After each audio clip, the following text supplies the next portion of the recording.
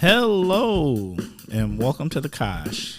I am your host, Timber Smith, and the Kosh is a podcast that spotlights people who have had an association with Oshkosh or the surrounding Fox Cities area. Good morning, Kosh listeners. How's everybody doing out there? Once again, you're here on what I will say is an early/crispy Saturday morning. It is very crisp out there. Took Bosco out, Bosco the podcast dog out for potty this morning. And I was like, whoa, that's brisk. But then again, I'm not going to complain because I know what people say, you know, it's Wisconsin, you should be used to it. Well, you know what? I don't know. I'm born and raised Wisconsin, and I'm never going to get used to certain levels of cold. It's when cold stings. That's when I've had it. You know, like cold, 20-degree cold I can live with. 2 degree when we get single-digit cold, particularly like lower single-digit cold, and it's like stinging cold, then I got problems. Now, you know what I'm about to say. I am super excited about who our guest is this week. Once again, I don't know how we're so blessed to always get great guests. But this week, once again, have a great guest. And without further ado, this week's guest is Mike Norton. And I like the fact that Mike's name is Mike Norton because guess what? I didn't slaughter it. I didn't mess it up. Mike, how are you doing over there? I'm doing pretty good today, Kosh. All right, cool. You ready to jump in? Certainly am. Yes, go right ahead. Okay. Can you please share a little something about yourself and what is your connection to the Kosh? Well, I'm Mike Norton. I'm a lifelong resident of the city of Oshkosh, over 57 years. I graduated from UW-Oshkosh in 1989 with a degree in history and political science. Obviously, I also graduated from Oshkosh West and have been a lifelong member almost all my life on the south side of Oshkosh. And currently, I'm a member of the Winnebago County Board representing District 20, which is the southeastern part of the city of Oshkosh. Okay, I like that you gave the rundown of, like, seriously, all the, because, you know, I think there's a huge connection to people about which school did you go to, particularly the high schools. You know, that whole Northwest Lourdes thing is real here in Oshkosh. Yes. There's a big connection there. I don't know. I feel like maybe some of the lines are blurring. It's not as, it doesn't seem as hardcore as like some of the, what I will say is the older people who have attended now, you know, West and North kids kick it pretty regularly. And I know I get a little kidding from my north side people who, you know, you're a south sider, I'm a north sider, just a little bit. Yeah. And my family, I have a pretty big family, the Norton family, and about half of them are on the north side and half of them are on the south side. Yeah. Okay. So it's a pretty clean split. Is a lot of your family still here? Oh, yes. I have 4 brothers and sisters. My father came of a very much bigger family. He had 16 kids, so they're spread all over the place. Bruh. 16? Yeah, 16. That's the only number bigger than my wife's family, you know, which was 14. 16 kids and not a single set of twins in the whole bunch. Yep. Oh, my God, that sounds familiar. All right, so what you are is you are related to the city, period. You're related to everybody. Yes. Went to school here, went to college here, yes. I currently work at a pick and save and grocery store, so yes, I've very much embedded in this district. This city, yeah. Okay, all right. I love it. We're going to jump into the first segment. And the first segment is what in the world is going on with. And that's where you start with the phrase, what in the world is going on? And then tell us what's on your mind. Well, what's going on in the world with gas prices and fuel prices? And not only the prices of it, but also why we have such a big dependence on foreign oil. And another thing, you know, people complain about, and I can see it, I don't drive, but I can see why people complain about $4 or $5 gallons of gas. But, you know, like someone pointed out on social media said, you know, getting a gallon of coffee from like Starbucks would cost you $30, and people, and people won't think of nothing about going and paying for $6 for a cup of coffee, but you know, a $5 gallon of gas makes it a big deal. I understand it's costly, and also why are we dependent on one source of fuel when we've had the ability, and we're going to have the ability in the future to have other forms of ways. Electricity, I think there's cars that we've heard a number of the automobile manufacturers are exclusively make those in the future. So that's one thing I don't totally understand, but that's a big deal, yeah. I agree with you. Look, I get it. Gas is crazy. You know, it goes up and down, and you know, people want to have somebody to blame, but the key is you can't blame who you're blaming, because guess what they don't do? They don't control the gas prices. So I'm not a fan of that. I'm not a fan of the blame game politically of the whole gas price thing. And my other thing is this: we have the technology to get away from it. You know, the cars are out there, the technology is out there. You know, set up more of these battery things. I'm all about an electric car, because I'm a big geek and I would really like a really cool electric car that has all the bells and whistles and screens and all the other things that would come along with an electric car. But even more so, it just seems like, why do we put our economic stability and security in the hands of other nations by our dependency on gas? And I mean, we produce it here in the U.S., but we don't produce enough for all of us. I agree. And why? I mean, can we go through this problem of depending on foreign oil, the Saudis in the late 80s, 70s, and 80s? I thought we would try to wean us off of that, but we haven't, unfortunately. Well, it's because of capitalism. Oh, yeah. Yeah, it's because others who own the oil here want to keep their money and just haven't decided to maybe, invest in other things, or they probably have. I mean, but nonetheless, they're still trying to hold on to it, and it's like it's an old model. Mm-hmm. You know, we easily could be headed towards battery cars, mm-hmm. which to me would be awesome. Correct. Yeah, and yeah. As long as the price for battery cars comes down to the price of regular cars, that's the other thing, you know. Right. And we work out how. I know the big issue in the state of Wisconsin is these electric charging units, and the big issue is, well, how do we get money to pay for our roads? Because right now it gets paid for from the gas tax. Well, and that's one thing they're going to have to work out in the next year or two. I don't think that's an impossible thing. You just change the tax model. I mean, right now, people got to realize you're paying tax all the time anyway for every gallon of gas you buy. So if that's not the way, there's just other ways we can find to tax that would make up that revenue. But I don't know. It just seems like we're too smart to not move in a more efficient direction. I agree. Yes. All right. My what in the world is going on with Aaron Rodgers and $200 million. You've got that. I mean, $200 million. That's a whole lot of money, that's. I can't even fathom a portion of that. Much that's $200 million, and I don't want to change. I see what the Major League Baseball players that's agreed to, and they have a $700,000 minimum. That's wow. I mean, that's out there for making money. Yeah.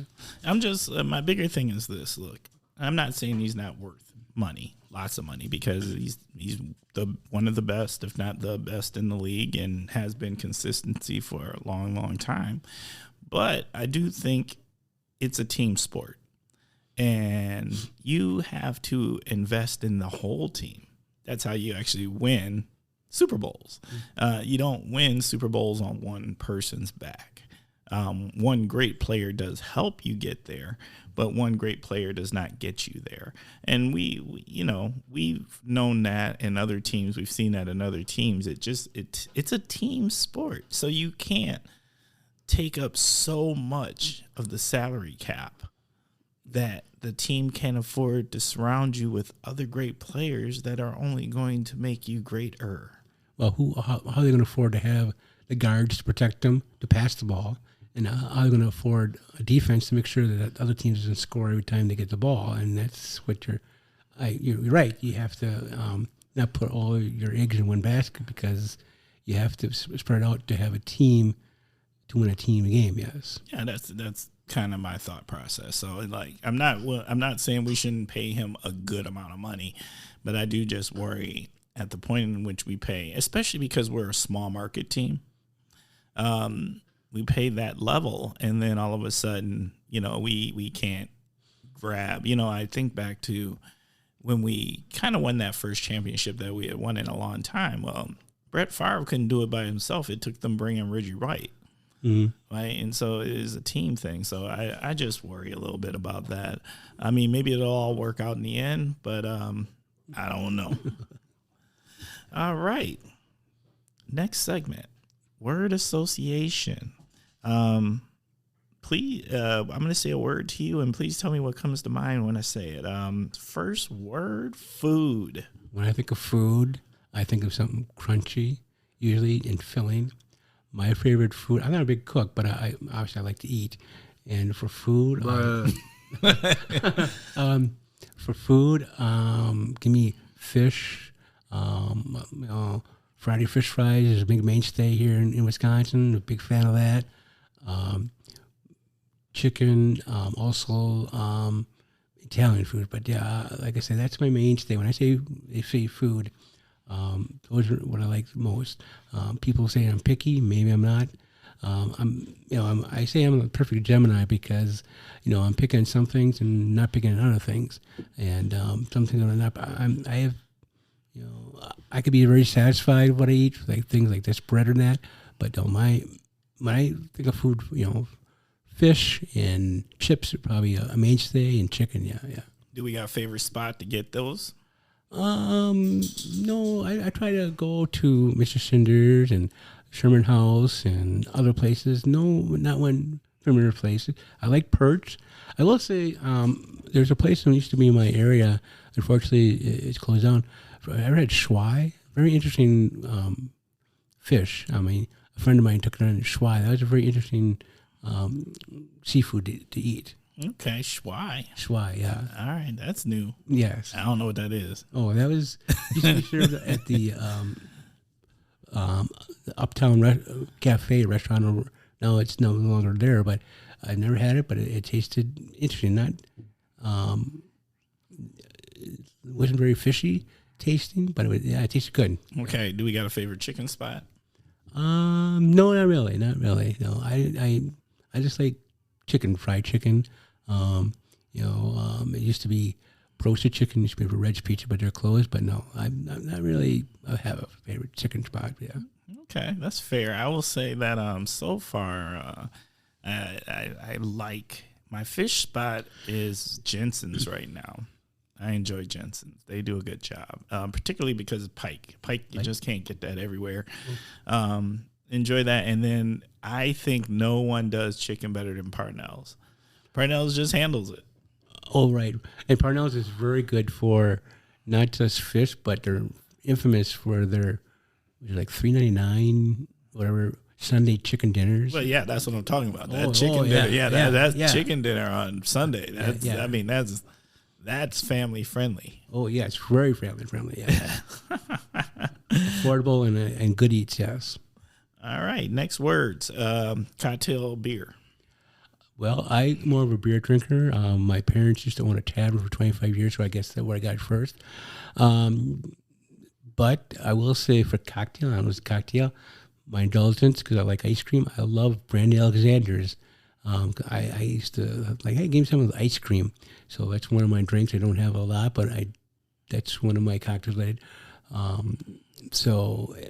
I don't even know what a Brandy Alexander is. But I know share on that one, Mike. I know it has ice. Oh, I know ice cream. That's why I had a friend of mine. He used to work at bartender, and he gave me. He said, "Give me the ice cream." I know the ice cream. I couldn't tell you what else is in it. Amaretto, but that's my Brandy Alexander. Obviously, brandy. That's cocktail wise. That's what I'd have. Okay. Streaming. Well, streaming. I was thinking about this. I used to be a fan of streaming. Shameless. Boy, never see that show. I've never seen that show.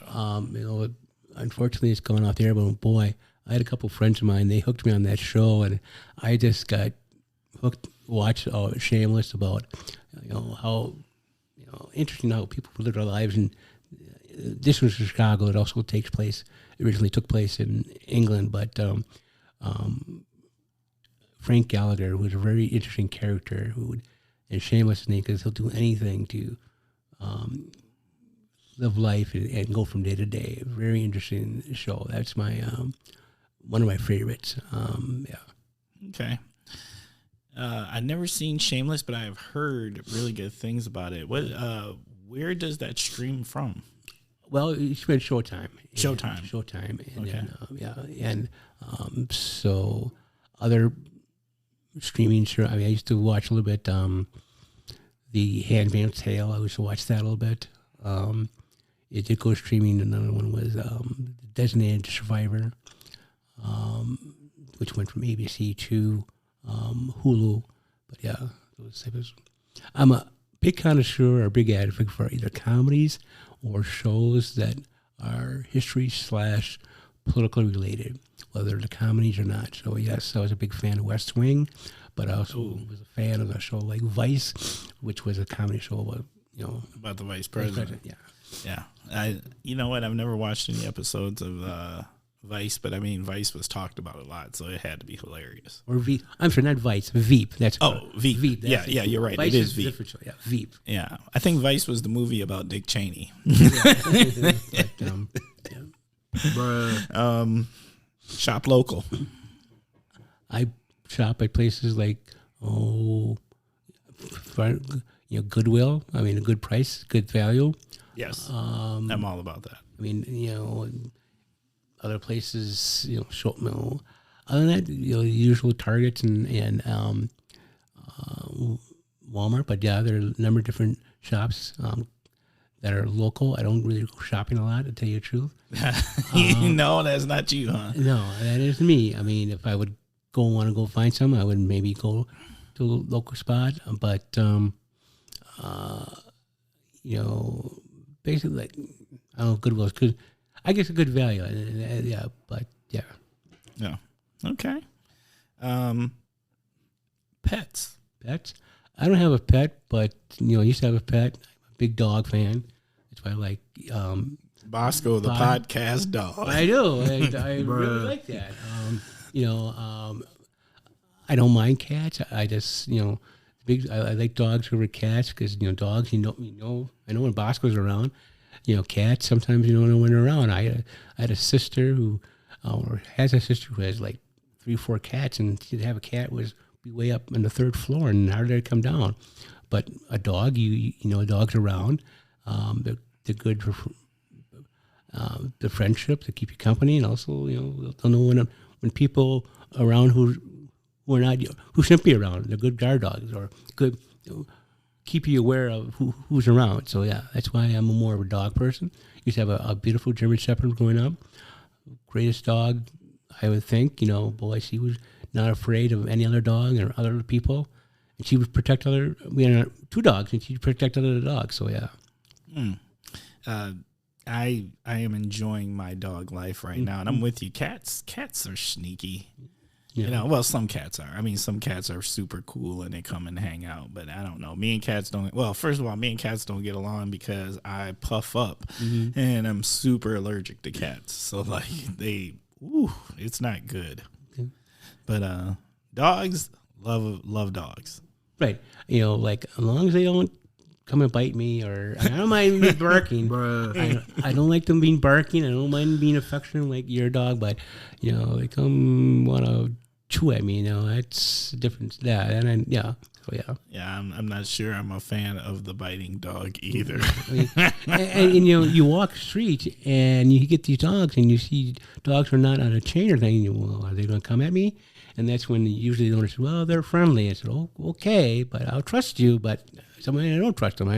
I walk down the street and I see a dog without a leash. I walk to the other side of the street because I don't know how friendly that dog can be. I'm not a fan of that either. I think if you got your dog and you're out in public, just keep it on a leash, because you just never know. I mean, I do think by far the majority of dogs are super friendly, and owners do know their dogs, but you just never know. I think like Bosco every once in a while can get spooked, like a really loud noise. Like loud noises spooks Bosco, and then like if he was to run, we're gonna chase. Otherwise, he's too spoiled to leave. But you never know what a spooking can do, you know. Okay. Yes, I understand. Yep.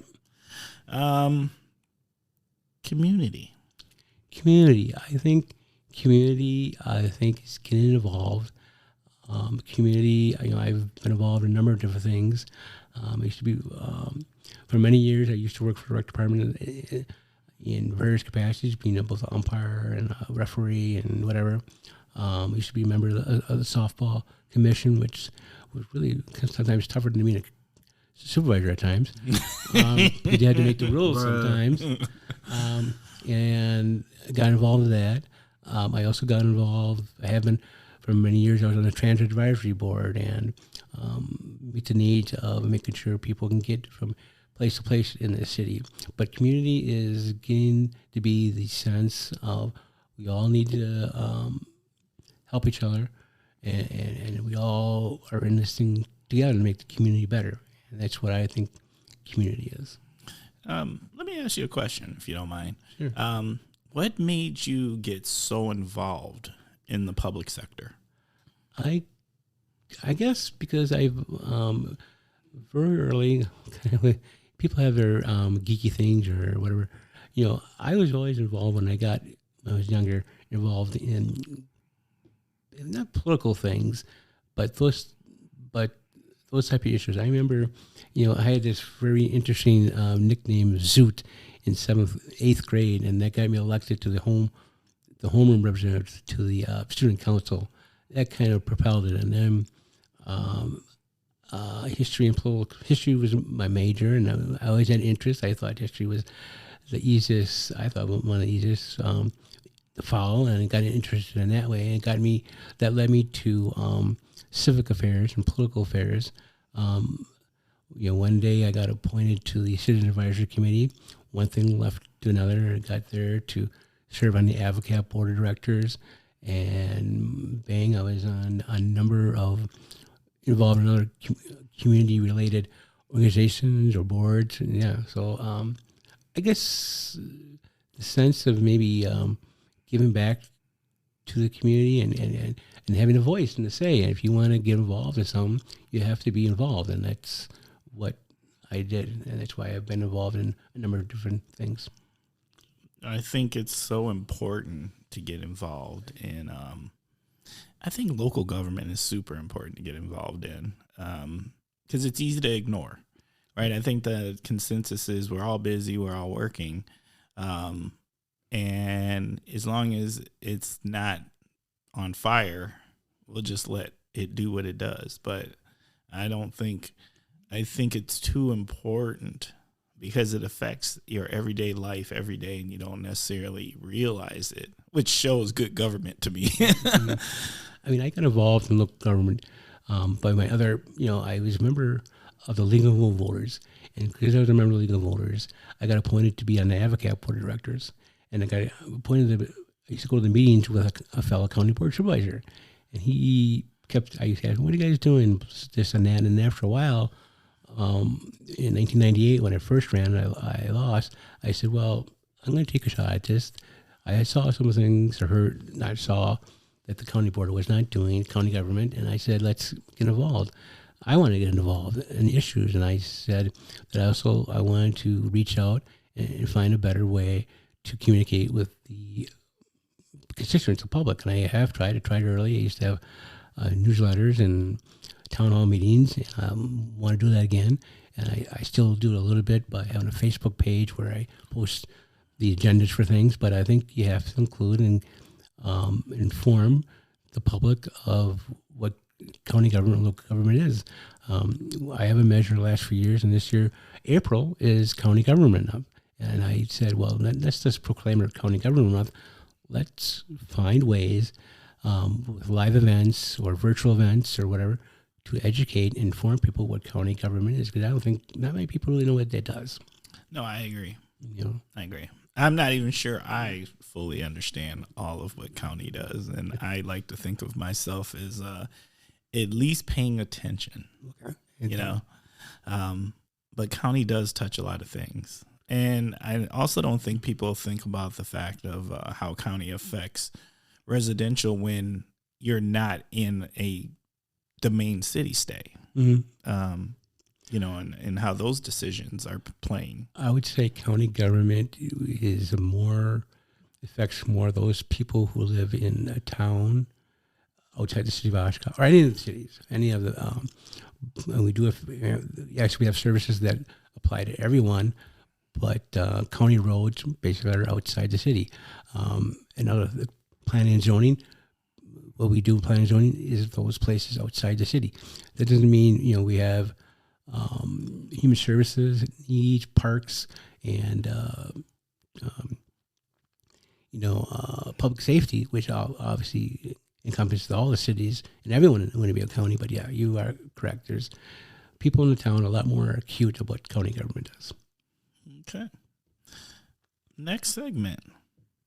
The Kosh's Hidden Gems. This is your opportunity to share something, and maybe everybody does know about it, but maybe they don't know certain details about it or how cool it is. But your opportunity to share a hidden gem of the Kosh. Our hidden gem is I'm on the Winnebago County Parks Committee, and I want to hidden gem is the Waukau Dam area, which is a little south and west of the city. Oshkosh, but Waukau Dam area, it's interesting. They have carp go through, but also the carp definitely. Oh my God, the carp go through. What I found out when we returned, that used to be a delicacy back in the 1920s. They used to take the carp there and they'd ship them out to New York, and that was a delicacy in New York. Who knew? Also, it's very unique because we have a nature preserve there that is open 24 hours. Every day of the year, so you can go right now and it's open. What also is very neat, I found out that a couple of years, thanks to I believe the Oshkosh Bicycle Club, we now have a mountain bike area. And I didn't know that. Now that's a new one, bruh. It's right near where the Waukau Nature Preserve is, and from what I was been told, is that is like a gem because people who bring their bikes that area from Madison and other southern areas will come here just for that, and I hope that people really appreciate that area, the Waukau Nature Preserve, the preserve itself, the dam, but also the mountain bike area. It's like 3 miles. They have even an area where, for those who are more advanced, can be challenged a little bit. So that's the gem of the Winnebago County Parks system. Yeah.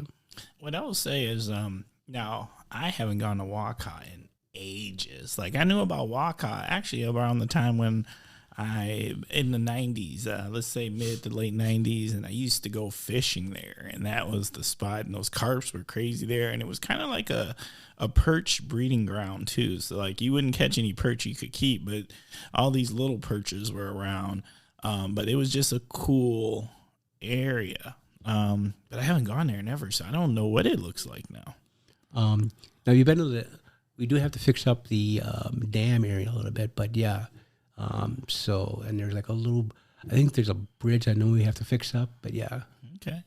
Waukau. That's a good one. Love it. What's the Kosh need? I think Kosh needs what I call diversity of places we have plenty of Mexican restaurants, but I was talking to my good friend, I think our mutual friend, Lateria, and she said, do you know, Mike, to get my hair done, I have to go to Appleton, and I've heard other things like people, I don't want the proper word is called urban clothing or urban. They have to go up to Appleton. So I think a more diversity of places like that. I know we're getting a little bit more, but that would help.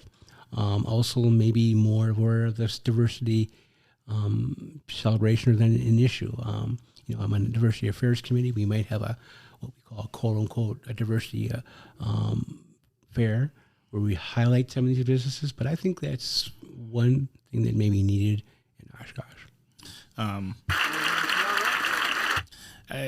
I get, and I do know Lateria very well. Shout out to Lateria. I agree with that. I mean, it goes bigger than that. And I mean, their diversity of food, diversity to be able to get the things that you need. So let me be the perfect example. I was here before. There were barbers here who could do black hair. And because of that, what I had to do was just go to the good old trusty bald head. God bless Michael Jordan for making the bald head super sexy at some point and being able to just go to a bald head. But I went to a bald head because I couldn't go to Milwaukee all the time to maintain a haircut. And that was just it. I had to just depend on, at the time, my girlfriend and now my wife to just shave me up and make me look good. All right. And a bald head, you can't really mess that one up too bad. So the fact that now that we actually have some barbers, but it's more than that. And I mean, now like places like Walmart and Walgreens do carry products for diverse people, helps. But there's even, the area has changed. It's going to continue to change. There's no going back. You can't put the genie back in that box now. You are exactly correct. And we have to get this because for us to thrive and grow, you're going to have to attract. We're losing workers, and we're getting older, and to attract new workers from other areas, we're going to have to be diversified in other things. I think one reason why Oshkosh Corp was thinking about going either to the suburbs of our Chicago or the suburbs of the Washington, Baltimore. Why? They have many of these things that we don't currently have. But we could. We could. And there just needs to be a will. There needs to be a will by the community. And I don't know why we have to do Appleton or Milwaukee. I think, why can't we have it here? And I think that makes people more comfortable, want to stay in an area, grow when they see they have these opportunities and choices. Oh, yeah. It makes a huge difference. And as somebody who works in Appleton and has a community-focused job, and so I get to have a lot of conversations, having access and having better yet, cultural representation economically changes how people feel about staying in the area, right? And I don't know if, and if you don't think that's important, then you don't think the economy and the economics locally are important. Because the one thing I will tell you about the trends is the populations of diverse people are growing exponentially, but the population of white people are not. It is shrinking. So don't shrink your opportunity and profitability out of existence. And this is why jobs or different companies are looking at other places. I agree. You're exactly right. I mean, yes. And why you would pick a suburb of one of the big cities to go rather than stay local, or even think about coming to a place that's, I guess we're considered a suburban area, but that doesn't mean we can't be a diverse suburban area. Yes, it very much can be a diverse suburban area. And why not? And actually, I'm a firm believer, and I try to share this message whenever I can. We all live the places we do because we all want the same things. And it's something we got to constantly remind ourselves. People move to the region or remain in the region because of safety, great schools, less traffic, pace of life, more affordability for cost of living. All the reasons that you stay here are the reason that marginalized populations choose to move here or have been here and stay here and grow families here. And people need to realize that and quit looking at it like, well, why are they coming? Well, why do you live here? It's the same things. So, love that. Okay. Next segment, the Naughty / Heroes Corner. This is your opportunity to play somebody, something, a thing, organization or whatnot into the Naughty or Heroes Corner, who would you like to nominate? I'm going to nominate Beth Roberts. Beth Roberts is the director of the ADRC in Winnebago County. She is a phenomenal woman, phenomenal person. She not only directs the ADRC, and she's gotten the ADRC to move and help seniors issues by getting a dementia care specialist a couple years ago. She's very involved in senior housing by I may talk about that later, because she led the drive. We're having a presentation on Monday about Winnebago County housing in general. When I wanted to start a Diversity Affairs Commission, she helped me on that. She and as you know, the state of Wisconsin just gave Winnebago County a little bit over a $10 million grant award to help fight homelessness in this county. And Beth Roberts will have an ADRC-like center, a one-stop thing to help people whose needs are housing and try to end homelessness. Beth Roberts is a phenomenal person. I think she's a undeserved and not hero. I think people it's normal about her. I think she's a great hero. Shout out to Beth Roberts. Okay. Well, I don't know if you know, but it's time.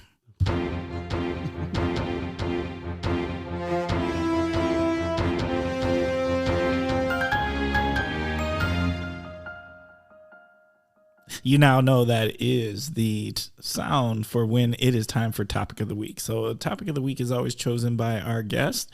And Mike, what is our Topic of the Week this week?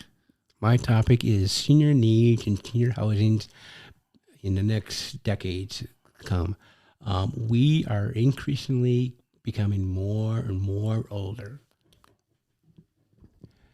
Getting more and more older. And what we have to address, a couple of different things. First of all, I mentioned before, senior housing.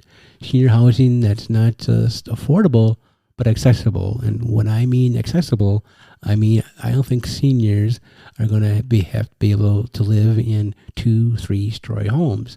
Unless we're going to build a lot of different complexes with elevators, I think we're going to have to create and build senior-friendly communities that are single-family dwellings, which would be a part of that would be a convenience store or a beauty/barber shop where they go, and it would be close to them go by.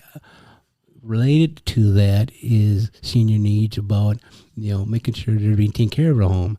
I learned at a national conference where one county sends to seniors, they give them a nurse, they send a handyman, and they hand a physical therapist just for initial visit to see what are their needs. I think that's something that we should look into to keep seniors in their homes, keep them so they can live comfortably and so their well-being, both physically themselves and their homes. So those are big needs that are coming up. Senior needs, senior housing, and other things. Okay. I think it's super, with, as they say, there's this growing population of people who are aged because people are living longer, right? And so we need that housing. I actually heard at one point, part of what's happening with our housing market, because all of the houses are on fire, right? And for a while, it was always, you need these 3 bedrooms, you need a bath and a half or 2 bathrooms, these kinds of things. Well, what you have are seniors who are moving out of their big homes and moving into smaller homes. And so the other starter homes that people normally would buy to start with, those are on fire for our seniors. They're trying to downsize. And so that's something to think about, too, as far as what's happening with our housing crunch. Correct. And, the city of Oshkosh just released their housing study. And not only do they need dwellings or housing for affordable to attract people, but I didn't know this was a big issue in Oshkosh. But I guess they call it the executive housing. I didn't think that was a big issue, but I guess that's a big issue too. I thought realtors helped them out that way, but yeah. And if you have people who are upper income levels, take the housing that's probably more suitable for people in middle incomes, then where do they go? And that's where the housing shortage goes. Right. That's our crunch right now. Solutions. What do you think? Solutions. I think we have to work with developers and work with other planners. I think a senior-friendly living facility or area. There are areas we're addressing the needs for some of the population. There's a tiny homes project that's probably going to be built north of town here.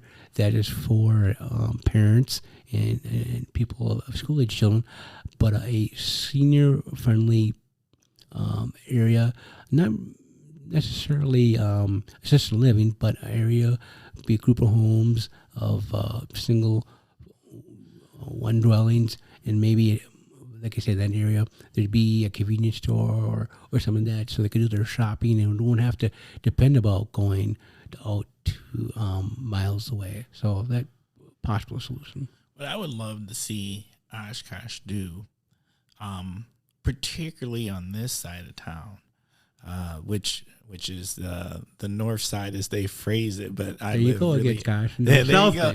Really, I live on the east side. I'd like to see more condo options, because I think that's a senior option. I think as you get older, not everybody wants to maintain that yard, and I would like more condo options.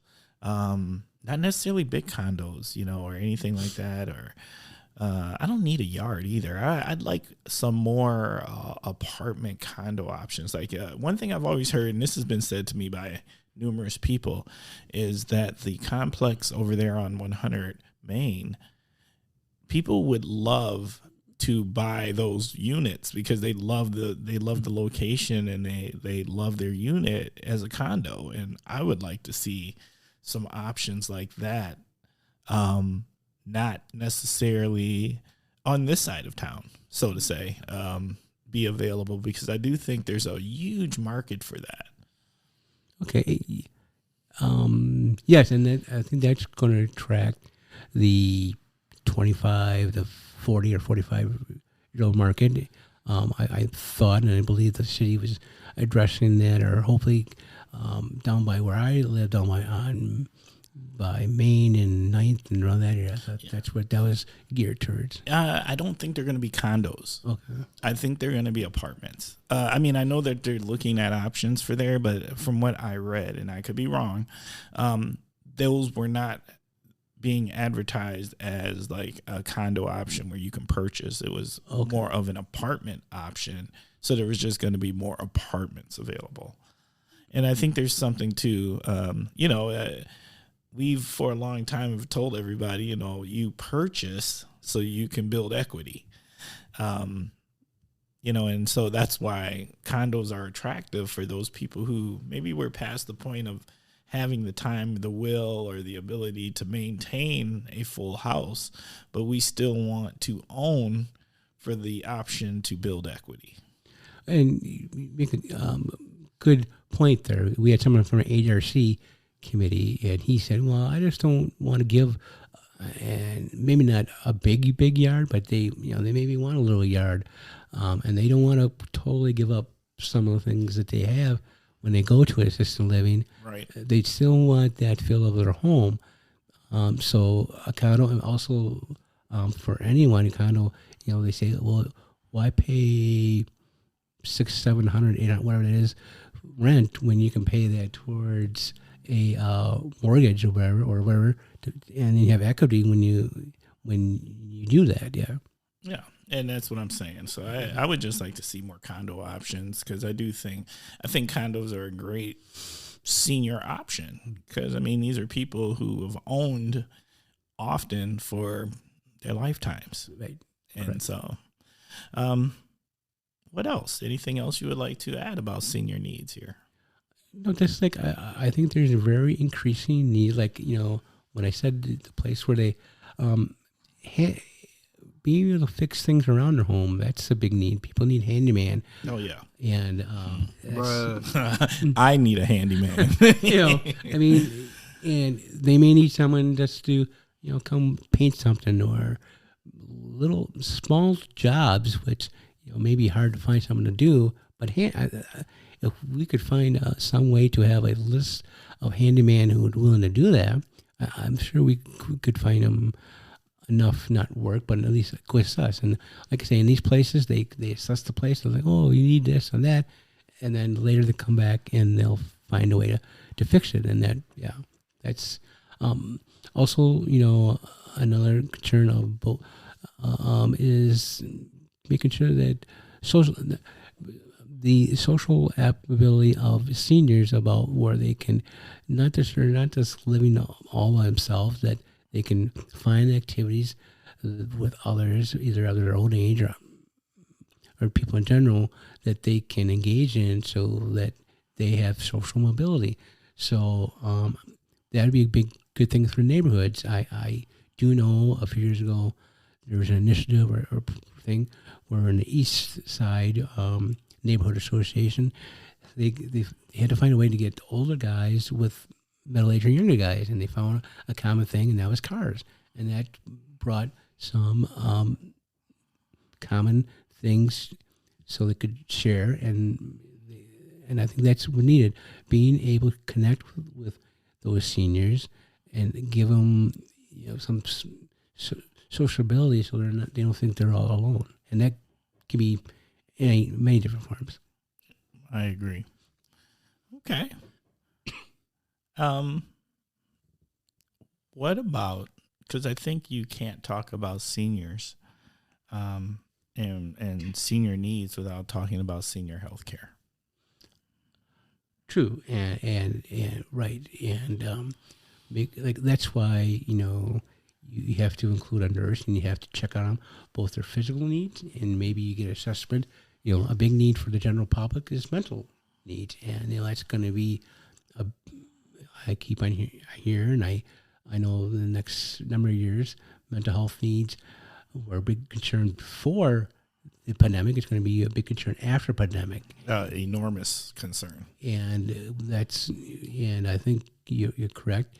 That's why I think we need to find ways to connect with those seniors, both not just their physical health, but also their mental health. Absolutely. Okay. So this is the time of the show. Well, let me give you one more opportunity. Is there anything else you would like to say about senior needs? No. I mean, I think that's good. I think senior housing, and when they're in their senior housing, make them keep them active as much as they can, and making sure that their health and mental and their physical needs of their home are taken care of. Yeah, that's agreed. All right.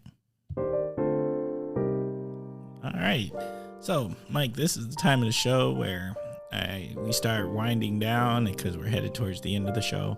And I just want to say thank you, everyone, for taking the time to listen. As always, my Kosh listeners out there, thank you. You guys are so loyal. Appreciate the emails and other ways that you message me and reach out to me. Once again, please feel free to reach out if you'd like to be a guest. Mike, that's how Mike got on here, right? Yes. And so that is email me at askthekosh@gmail.com. Once again, that is email me at askthekosh@gmail.com. We have a new website, so you can reach out at thekoshpodcast.com. That is thekoshpodcast.com. Don't hesitate to send messages. I need people to leave us reviews. Tell people what you like, don't like, love the Kosh, hate the Kosh, whichever it is. Tell us something so we can continue to grow.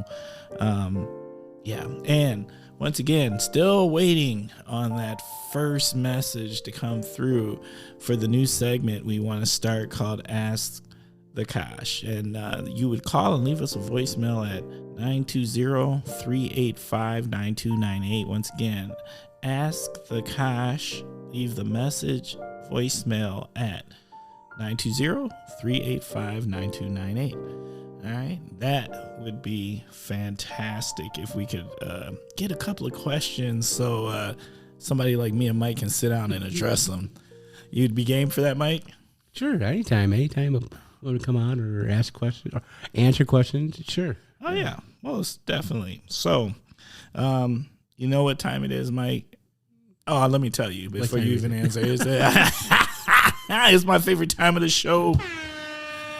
It is shout out time. So, Mike, who do you have shout outs for? I'm going to shout out to Lindsay Erickson. I know she's been a guest on here. Lindsay Erickson, who we all know is in the Oshkosh City Council, but Lindsay Erickson also is employed with the Winnebago County Health Department. We got this grant of $10.3 million from the state of Wisconsin. Lindsay Erickson wrote most, if not all, of that to get that grant. Lindsay Erickson is a true true believer and does what she believes in and passionate for what she does. When we get money for the warming shelter, for the tiny village, for this 80 share like thing for help homelessness, it's thanks to people like Lindsay Erickson. That's awesome.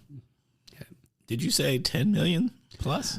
I believe $10.3 million. It's one of the biggest of the 5 they grant in the state. The county executive will announce it at the board meeting.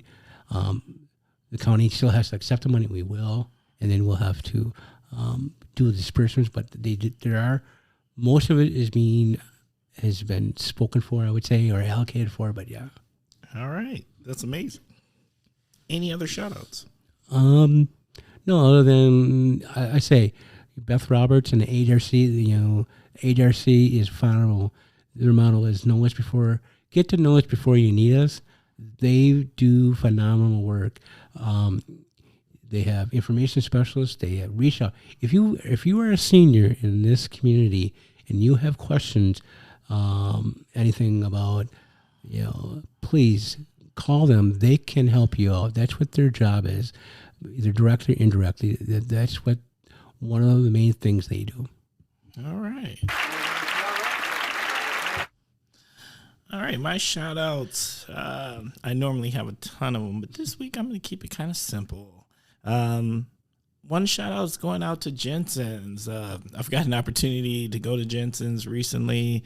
I had stopped going there for a bit, and now I had stopped in, had some amazing fish. Shout out to Charlie also, who was serving us that night. But it was just they've changed it. It's a little lighter in there, and they put new floors in there, a new flooring. It feels a little different in there. And so, I've been around here for a good number of years, and particularly in my neighborhood for over 20. And this Jensen's is in my neighborhood. This is a nice change for them. So I'm enjoying that.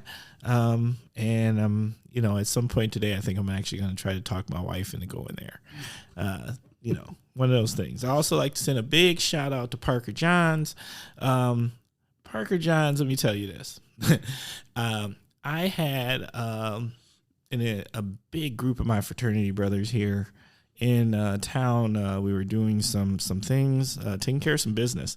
And we went to Parker Johns as a large group.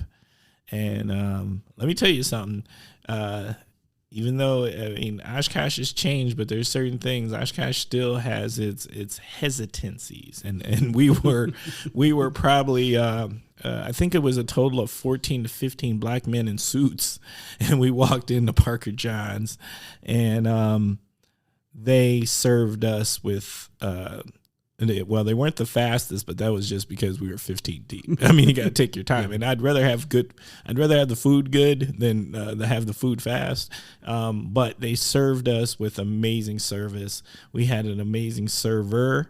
They welcomed us. They made us feel good, and more importantly, the people of Oshkosh who were around said hi. They were super curious. I know they were just like, why are all these men here with these suits? And I want to know more. And they were like, and we had ladies talking to us, and they were like, oh my God, is there a movie being shot? They were like, it was all sorts of things being said at us. But nonetheless, it was a fun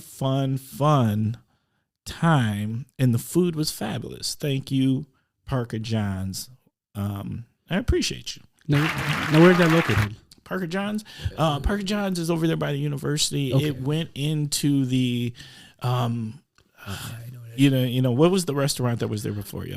Mahoney's. Mahoney's. It went into the Mahoney spot, and their barbecue was really good, particularly their brisket. So people had asked me, shout out to Burb, because Burb was like, hey, is it good? I was like, yeah, bro, the brisket is fire. Go have the brisket. So, all right. So we're at the end of the show, and there's only one thing left to do, and that is the parting words of wisdom. Mike, what do you got first? Comes from a song from the In Vogue, Free Your Mind, and the rest will follow. I can't. I mean, there's nothing else you can say. And the fact that you quoted In Vogue, I have nothing. That was brilliant. Let me tell you, the Kosh.